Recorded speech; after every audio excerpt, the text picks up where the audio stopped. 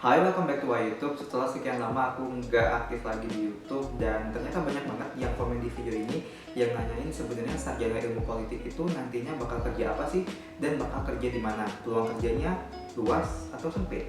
Nah, di video kali ini aku bakal sharing pengalaman aku dan juga pengalaman dari senior dan juga teman-teman aku yang mungkin bisa menjadi rujukan atau insight bagi kalian yang sekarang masih semester 7, semester 5 yang mau lulus menjadi sarjana ilmu politik, dan juga bagi teman-teman yang sekarang masih sekolah dan berencana ingin masuk di kuliah jurusan ilmu politik. Jadi sebenarnya susah-susah gampang sih kalau misalkan ditanya ilmu politik itu nanti kerjanya di mana, kerja apa.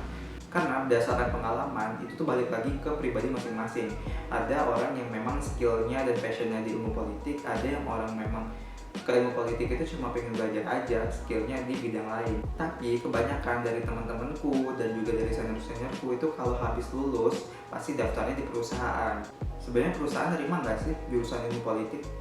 Nerima, asalkan nanti waktu requirement itu ada tertera menerima semua jurusan. Ada beberapa program di perusahaan yang memang menerima semua jurusan. Yang aku tahu yang paling terkenal itu ada ODP, MDP, dan juga MT. Ketiga program ini nih dibuat oleh perusahaan memang untuk fresh graduate yang ingin membangun karir yang dipersiapkan untuk menjadi future leader. Jadi ilmu politik itu bisa banget masuk di sini. Kalau kalian masuk di jalur MDP, MT atau ODP, itu kan nantinya bakal general banget, gabung dengan semua jurusan. Kebanyakan perusahaan yang membuka jalur ini adalah perusahaan keuangan, perbankan, dan juga produksi gitu-gitu. Nantinya bakal ditempatin di mana sih itu tergantung sesuai dengan kebutuhan perusahaan. Cuma kalau misalkan kalian di perusahaan BUMN yang aku tahu ada memang spesifikasi divisi untuk jurusan ilmu politik, pemerintahan, hubungan internasional, dan bahkan hukum. Kalau hukum udah jelas ya, banyak perusahaan yang membutuhkan sarjana hukum untuk legal office.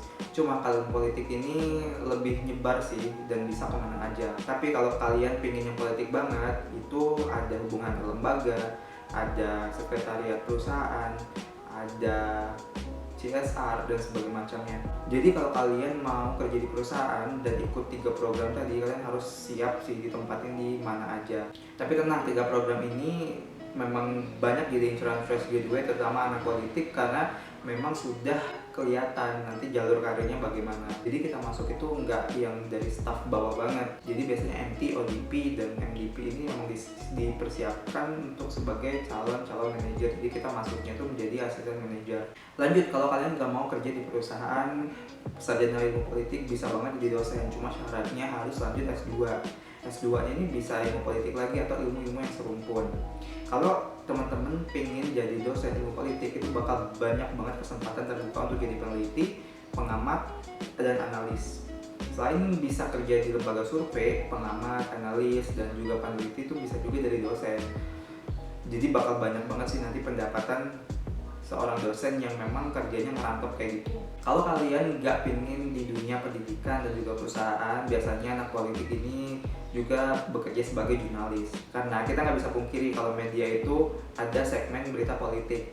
Yang nulis siapa, yang meredaksi siapa, dan itu butuh banget sarjana ilmu politik. Banyak kok senior dan teman-teman aku yang kerja di media dan menjadi seorang jurnalis. Tapi kalau kalian nggak mau di bidang-bidang tadi, yang maunya straight banget ke jurusan ilmu politik, itu ada. Memang rata-rata sarjana ilmu politik yang aku tahu itu kerjanya di legislatif, partai politik, dan juga PNS. Nah, PNS ini yang paling straight banget karena memang udah spesifik nanti formasinya di mana, butuhnya jurusan apa, kerjanya ya di situ. Cerita sedikit pengalaman CPNS yang pernah aku ikutin waktu itu tahun 2019. Ilmu politik itu banyak banget dibuka, tapi saingannya bukan cuma ilmu politik, tapi juga ilmu pemerintahan, hubungan internasional, kebijakan publik, dan administrasi publik. Jadi harus siap-siap aja sih kita saingannya dengan jurusan-jurusan ini, dan itu banyak banget formasinya tapi sedikit. Karena formasinya yang sedikit ini, kadang banyak sarjana ilmu politik yang males atau nggak pede duluan nih kalau mau daftar CPNS. Biasanya CPNS yang pengen didaftar itu yang level-level tinggi kayak di kementerian, diplomat, dan segala macam. Sedangkan kalau diplomat itu tiap tahun atau mungkin sekali pembukaan ilmu politik itu cuma diterima 2 atau 4 orang aja. Beda lagi kalau misalkan kalian pengen CPNS di daerah, itu lumayan sih banyak, cuma formasinya terkadang ya nggak strategis anak-anak ilmu pemerintahan dan juga anak-anak administrasi publik. Kadang penempatannya itu kayak di Bankes-Bankpol atau di Satpol PP gitu-gitu. Kalau pengurus partai aku juga kurang paham sih, tapi yang jelas kalau kalian pengen jadi pengurus partai, kalian harus punya basic connection dan juga link, karena di situ bakal dibutuhin banget. Dan kalau kalian mau jadi staff anggota legislatif juga bisa banget, yaitu tadi perluas connection dan juga banyak cari-cari info, karena banyak senior dan teman-temanku yang sekarang jadi staff legislatif tuh cerita gitu sih, kita nggak bisa diem aja atau cuma mengandalkan orang lain untuk bantu gue dong masuk di jadi staff legislatif, itu nggak bisa. Jadi memang harus dari diri sendiri. Sebenarnya banyak banget lapangan pekerjaan untuk ilmu politik, mau itu sesuai dengan keahliannya atau ilmunya maupun enggak, itu depends on you ya. Jadi balik lagi ke teman-teman sekalian, nanti kalau udah lulus maunya kemana. Banyak juga kok teman-teman dari sarjana ilmu politik yang jadi pengusaha, jadi wirausaha, dia nggak kerja dengan orang tapi mempekerjakan orang. Ada juga yang di industri kreatif kayak IO, dan ada juga yang memang pindah jurusan kayak ke perbankan dan lain-lain. Oke, itu aja mungkin sharing-sharingnya. Jadi jangan bingung kalau kalian udah belajar satu ilmu, yakin aja ilmu itu pasti bakal kepake, nggak ada ruginya. Mau nanti kerja apapun, pokoknya dijalani aja. Semangat, jangan pernah putus asa. Dan kalau kalian punya pertanyaan atau usulan buat video apa lagi setelah ini, komen aja di bawah ini. Sampai jumpa di video selanjutnya.